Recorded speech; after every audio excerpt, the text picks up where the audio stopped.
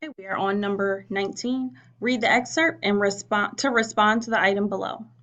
Each state retains its sovereignty, freedom, and independence, and every power, jurisdiction, and right which is not by this Confederation expressly delegated to the United States.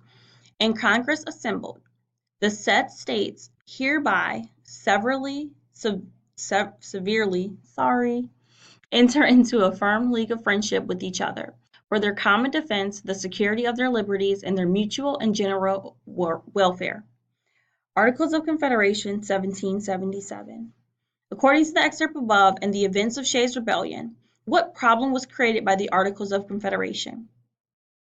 A. The federal government had too much power over the states. B. The federal government and states divided power equally. C. Both the federal government and state governments were left powerless. D. Individual states were given too much power. Number 20. Why did the delegates at the Constitutional Convention decide that every 5 slaves would be counted as 3 people?